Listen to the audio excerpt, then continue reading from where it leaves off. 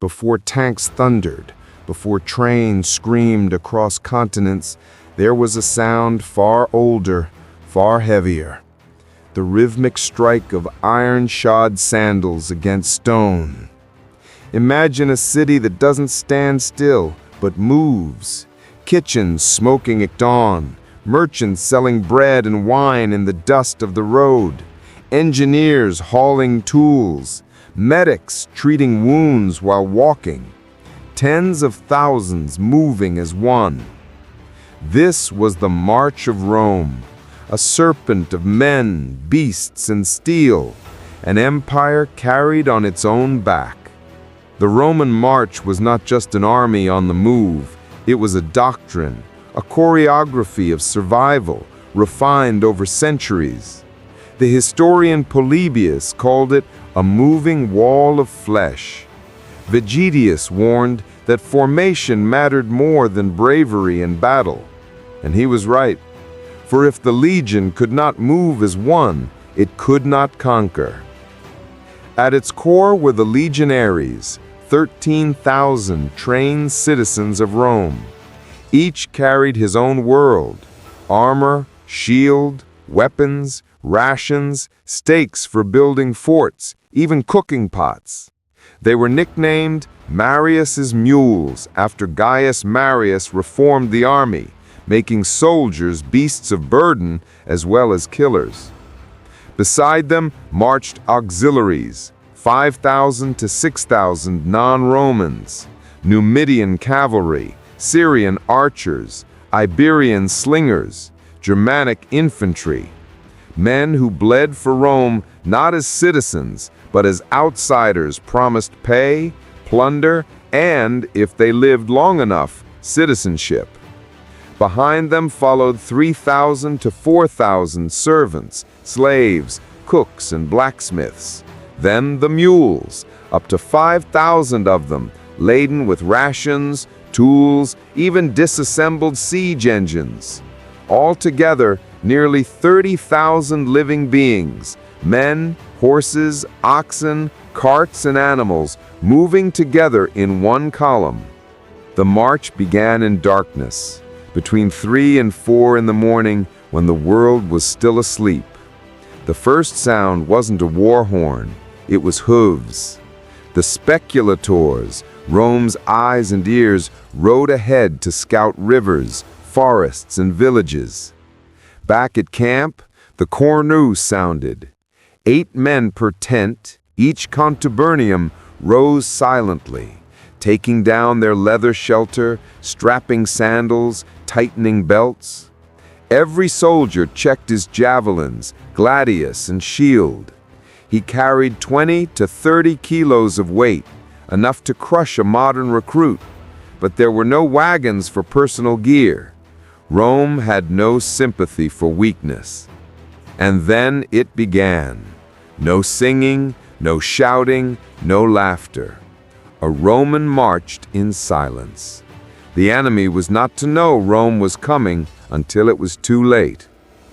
At the front was the vanguard, Thracian horsemen, Cretan archers, Gauls with hunting instincts, an elite mix trained to spot ambushes, clear roads, and take the first hit. Behind them, the surveyors, the agrimensores, measuring and marking where the next camp would rise hours before the army even arrived. At the center, the legatus and his command nucleus, tribunes, engineers, guards.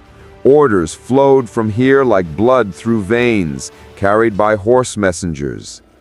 Behind them came the beating heart. 13,000 legionaries, locked into formation like gears in a machine.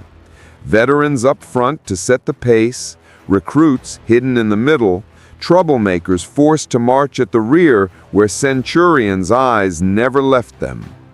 Beside them shuffled thousands of servants and handlers, and the endless mules carrying Rome's lifeblood, grain, vinegar, tools, even spare weapons. This baggage train, the impedimenta, was both Rome's greatest strength and its most fragile weakness. Lose it, and Rome starved. Protected, and Rome marched forever. At the very end were the rear guard, auxiliary archers, cavalry, light infantry. They caught deserters, struck down ambushes, and silenced panic before it spread. A rearguard failure had once destroyed 3 legions in the Teutoburg forest. After that massacre, Rome made sure its tail was sharper than its teeth. And on the sides, hidden in the trees, scaling hills, slipping into villages, marched the flank guards, silent, invisible, watching for traps. Their task, prevent a single ambush from breaking the column in half. They were Rome's invisible shield, its whispering eyes in the wilderness. But beneath the discipline, there was exhaustion. Imagine walking 20 to 30 kilometers a day under crushing weight, feet blistered, shoulders raw, heat or snow biting at skin. If you fell behind, you risked abandonment. Efficiency came before compassion. Yet, in the evenings, when the fortress was raised and fires flickered, soldiers shared silence, bread, and vinegar. Some tended wounds. Some wrote letters. Most simply stared into darkness, waiting for the next dawn. Rome was merciless, but it was also unbreakable. Before any soldier slept, Rome rose again. The legion dug ditches, raised ramparts, drove stakes, and built a city from nothing in less than 4 hours.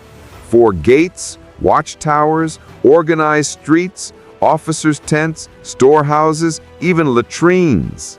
At its center, the Praetorium, where sacrifices were made, omens read, punishments announced. And at night, Rome did not sleep. Guards patrolled, passwords changed each shift. Falling asleep on watch meant death, stoned by your own comrades. Silence ruled the camp, no laughter, no music, only the breath of 20,000 men waiting for dawn. And then, with sunrise, it began again. The legion moved forward, a serpent uncoiling, a fortress dismantled, a city vanishing into mist. Day after day, week after week. This was the secret of Rome's expansion. Not just swords, not just battles, but movement, discipline, organization, the ability to turn any hostile ground into Roman ground overnight. The Roman legion wasn't only an army, it was a beast, a machine, and a city all at once. It marched with silence, slept with vigilance, and woke with purpose. Now that you've walked beside it for a single day, ask yourself, could you survive a week in its ranks? If this journey moved you, leave a like and subscribe, because history, like Rome, must never be forgotten.